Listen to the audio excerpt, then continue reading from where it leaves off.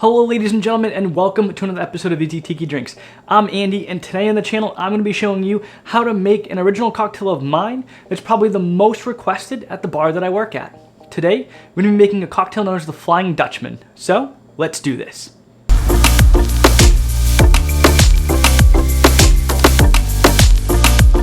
So when it comes to creating custom original cocktails, there's a lot that goes into it. And honestly, I kind of designed one of two ways. I either design top down, meaning I've got a name in mind and then I kind of work ingredients that fit within that theme, or I go bottom up. And what that means is I've got a flavor profile or maybe an ingredient that I really want to work with, and I build a cocktail based off of that. So a little while back on my Instagram page, I had mentioned that I made my own homemade Falernum.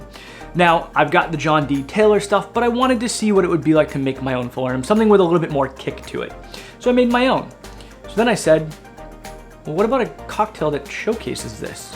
So I did a little bit of digging, and there happens to be a classic cocktail, well, not really classic, it's a little bit more modern tiki, but not like super modern. I think it was like the late 1990s, called the Blackbeard's Ghost that uses a full ounce of Falernum. So after I built Blackbeard's Ghost and tried it, it was delicious, a bit strong.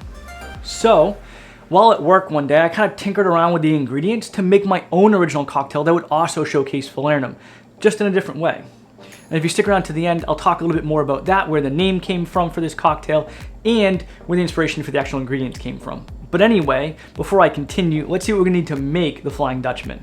For this cocktail, we are going to need an Overproof Demerara Rum, Falernum, pineapple juice, lime juice, and Herbstura. Let's rearrange these very few ingredients. So I think right off the bat, this just goes to show that tiki drinks do not need to be overly complicated. They don't need to have a list of 13 ingredients to be good. This one's got 5, which is pretty simple to be honest. And yes, the Herbstura is broken up between absinthe and Angostura, and even if you break that apart, it's still only 6 ingredients. So either way, not very complicated whatsoever. So let's take a look at some of the ingredients that I chose and which ones I chose.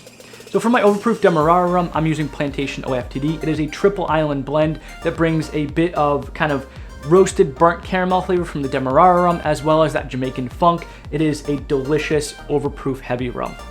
For the Falernum, I'm going with a Falernum Syrup from Reynolds. Reynolds did send me some syrups to use, and their Falernum fit into this cocktail perfectly, so I wanted to showcase it in this cocktail.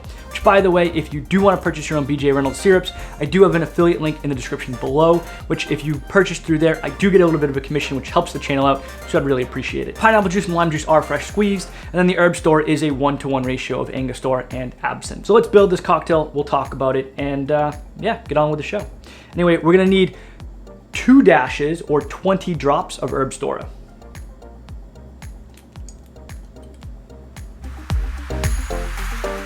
We need 3/4 of an ounce of lime juice.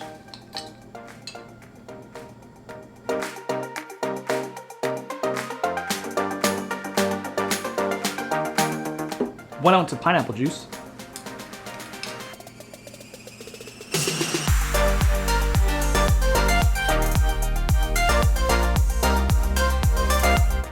A full ounce of Falernum.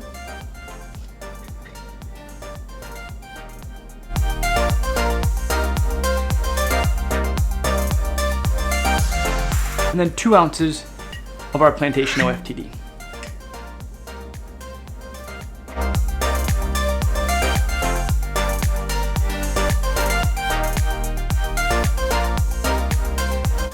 I'm gonna grab our big shaking tin and add some ice to it.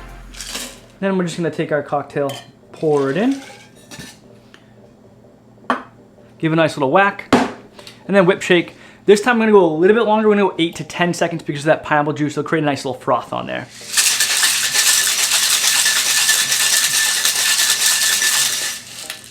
Crack this bad boy open.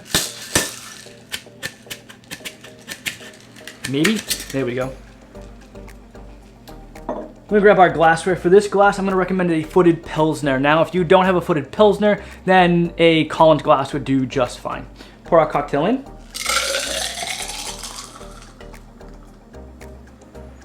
And of course, top off with some more crushed ice.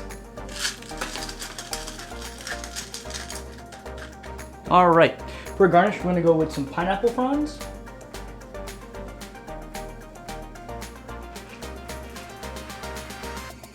and an orchid. Or edible flower, whichever one you happen to have at the time. Don't forget your straw, which, by the way, if you do go the footed Pilsner glass, you may need a longer straw, so just be prepared. This one barely fits.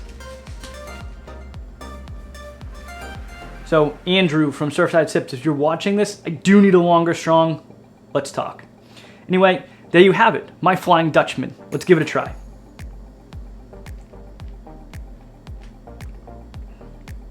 Before I go into my tasting notes, let's talk a little bit more about the choices that I made and substitutions, which for this cocktail are a little challenging. So first of all, I went with lime juice as just a nice base for this cocktail. And I went with the Herbstura, kind of in the same vein as like Dawn the Beachcomber style, where we've got the Angostura and the absinthe. I wanted a little bit more sweetness on this cocktail, and I think that lime, pineapple, and falernum go great together. And as I mentioned, I made this cocktail to showcase falernum. So the pineapple made sense. From there, let's talk about the falernum a little bit. I'm going with the Falernum Syrup. It's actually what I use at work. At work, we have a Falernum Syrup, not a velvet falernum or a fortified falernum. Now, could you sub out this Falernum Syrup? Absolutely. If you make your own Falernum Syrup at home, by all means, go for it. Could you use a velvet falernum? Sure. But, this thing is going to be extremely boozy, and it's already pretty boozy as it is. So just be warned. I would not recommend subbing out for the John D. Taylor falernum though. Reason being is that falernum does not have a ton of kick to it. BJ Reynolds Falernum Syrup and my Falernum number 9 have a much more vibrant lime and ginger and clove kick to them than the John D. Taylor, and that's what really makes this cocktail sing. So without that, I'm afraid that it's gonna fall a little flat. Now, as far as the rum, can you use a different Demerara rum? Sure, you could use Hamilton 151, Lemon Heart 151. By all means, go for it.